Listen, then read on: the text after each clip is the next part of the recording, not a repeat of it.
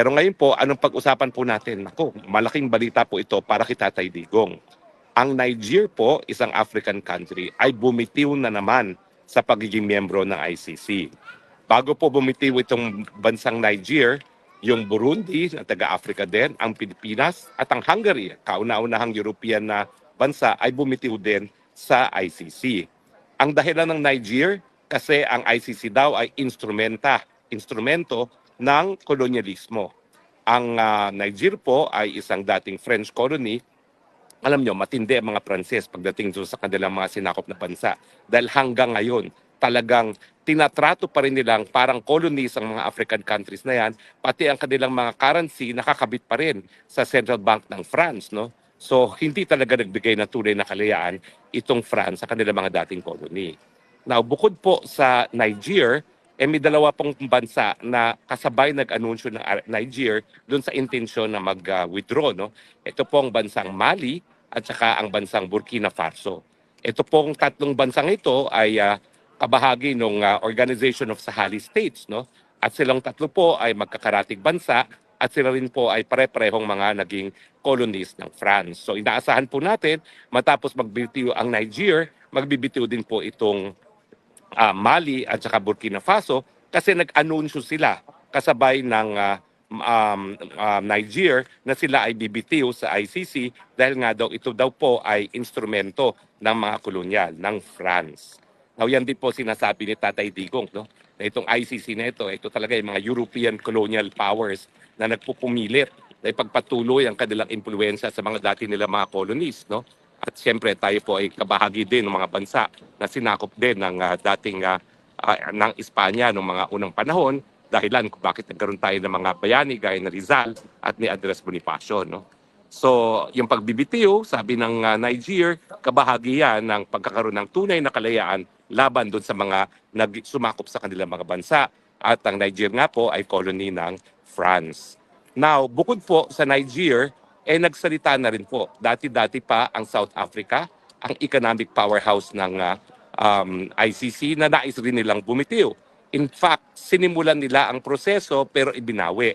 Pero ngayon po, nagsasabi pa rin sila na kinukonsider nilang bumitiw. Bukod pa po sa South Africa, ang bansang Uganda ay nagsabi na hindi sila masaya sa pagiging miyembro ng ICC at ang bansang Kenya ay nag-iisip na rin po na bumitiw. Sa totoo lang po, nung ako'y minsan ng kampanya para sa International Law Commission, yung buong organization, yung buong African Union na merong 52 membership ay sabay-sabay na nagsabi na baka nga sila bumitiw sa pagiging miyembro ng ICC.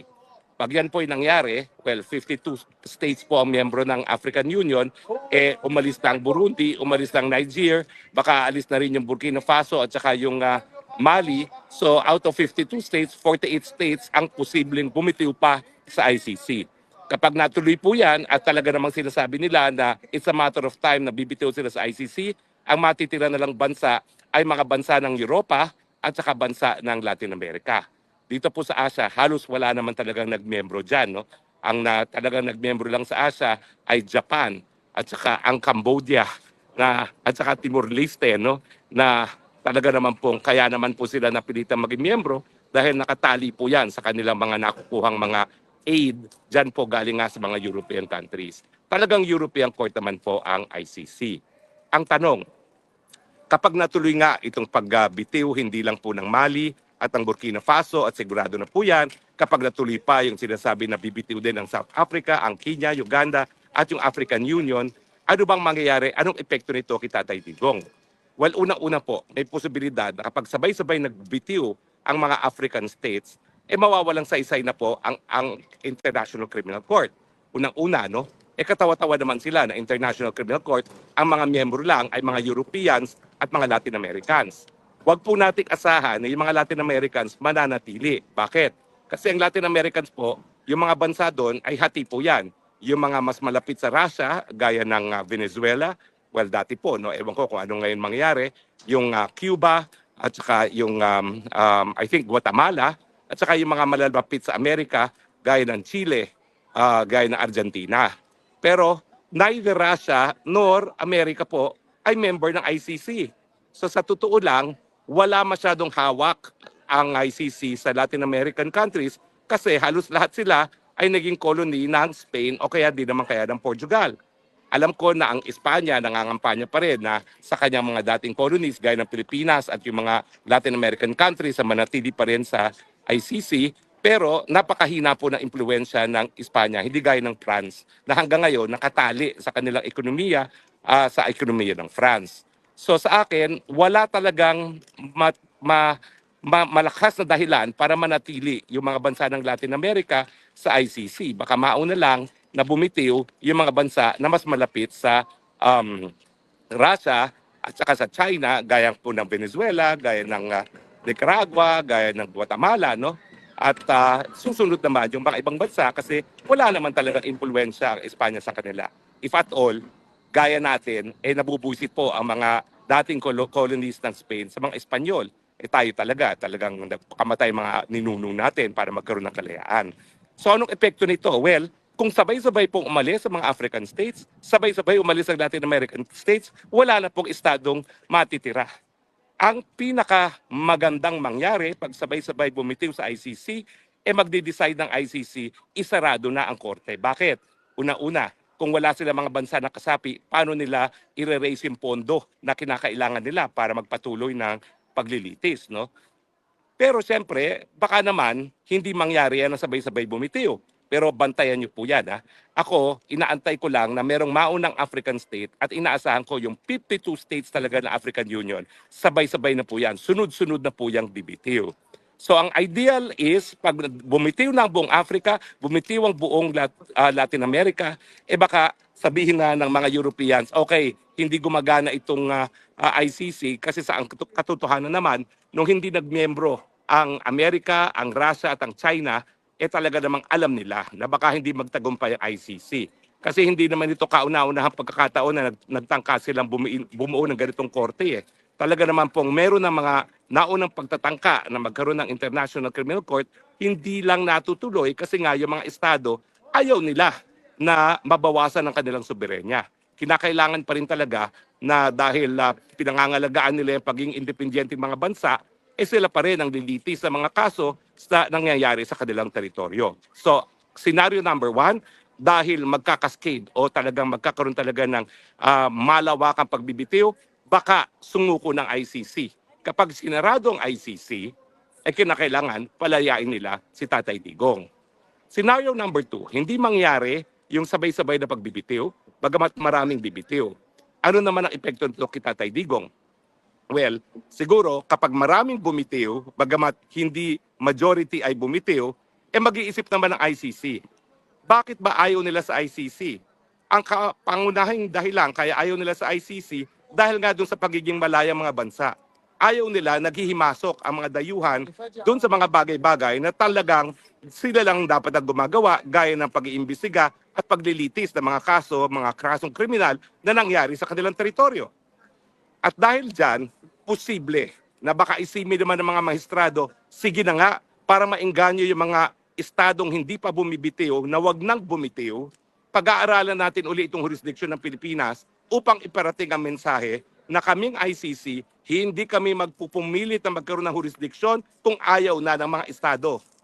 Yan po talaga yung pinaka mabuting gawin ng ICC kasi nga po, ang pangunahing kawalan ng interes para manatili maging miyembro ng ICC at para maging miyembro ng ICC ay yung paghihimasok doon sa internal domestic matters gaya ng paglilitis sa mga kasong kriminal na nangyari sa kanilang teritoryo. So ang scenario number 2, para lang ma-convince yung mga bansa na kasapi na wag bumitiw at maengganyo yung hindi pa sumasapi, baka i-dismiss nila ang kaso ni Tatay Digong dahil lack of jurisdiction para ang mensahe, hindi kami magpipilit na magkaroon ng jurisdiction kung ayaw na ng mga bansa na maging kasapi ng ICC. O di ba kapag ginawa nila yan, mawawala na yung alinlangan ng mga estado na baka nga baliwalain ang kanilang pagiging malayang bansa, mabaliwala ang kanilang pagiging soberenyang bansa. Malakas po yung probability dyan. Kasi sabihin na natin, 30 African states. Sabihin na natin, hindi lahat 52 states bumitiw, pero 30 states. O sabihin na lang natin, 10 African states ang sumunod. Siyempre, gagawa naman ng hakbang ang hukuman para pigilan yung natitirang 38 states na BBTO. At gagawin nila yan sa pamamagitan ng paggagawa ng ehemplo kay Tatay Digong na dahil hindi na nga kasapi ng ICC ang Pilipinas, ititigil nilang paglilitis para sabihin doon sa mga natitirang African states, huwag nyo nang ituloy ang pagbibitiw dahil ito, kinikilala naman namin, unang-una, na meron talagang kalayaan, independyente ang mga bansa ng daigdig at meron silang soberenya at hindi kami magpupumilit na magkaroon ng jurisdiction kung ayaw nyo na sa ICC. Ako po, talagang sinuportahan ko po itong pagiging miyembro ng ICC. Bakit? Kasi po, hindi tayo nawawalan ng gera. At importante naman na kung nagkakaroon ng matinding labanan at walang gobyerno na makapagbibigay ng katarungan sa mga biktima ng kaharasan, dahil ako naman po, tumayo akong abogado ng mga comfort women, yung mga ginahasa ng mga bansang Hapon, na kailan lang kami nagkaroon ng recognition at desisyon na mali ang ginagawa ng Pilipinas na hindi isinusulong ang interes ng ating mga comfort women para sa katarungan. At ang irony of it, ang napakalaking supporter ng ICC ay Japan, pero ang Japan ang ayaw magbayad ng reparation sa mga ginahasa nila mga Pilipina. Well, ako po talaga naniniwala na kailangan kapag hindi gumagana ang mga lokal na hukuman, meron namang mapupuntahan ang mga biktima ng mga pinakakarumal-dumal na krimen para katarungan. Pero hindi po ibig sabihin yan na talagang babaliwalain na ang soberenya ng mga bansa at mga lokal na hukuman. Kinakailangan talaga ang mga lokal na hukuman pa rin ang court of first instance. Dahil kapag hindi po nila binigyan ng pagkakataon ang lokal na mga estado na litisin itong mga krimeneto, mababaliwala ang kanilang pagiging independyente, mababaliwala ang soberenya, at mawawala ang suporta ng ICC. So ngayong nagbitiw ang Niger, at sigurado po ako, susunod ng Burkina Faso at ang Mali, at baka sundan na yan ng Uganda at ng Kenya. Ang tanong, ICC, what's your move? Sabi nga ng awit, ICC, hawak mo ang beat. Pwede ka magpumilit na litisin si Tatay Digong, maging dahilan para mawalan talaga ng tiwala ang mga bansa sa ICC at maging dahilan para sila ay bumitiw na sa pagiging miyembro, or seize the moment. Aminin, walang jurisdiction kay Tatay Digong nang mapadalang mensahe, hindi naman maghihimasok ang ICC sa mga malayang bansa at hindi niya babaliwalain ang soberenya ng mga malayang bansa. Hawak mo ba ang beat, ICC? The ball is in your court. Maraming salamat po sa inyong patuloy pagtangkilik. Ito po yung Spokes ng Bayan, Harry Roque, reporting live from Vienna, Austria, nagsasabi, I love you, Philippines. You're the only country that I have. You're the only country that I love. God bless the Philippines.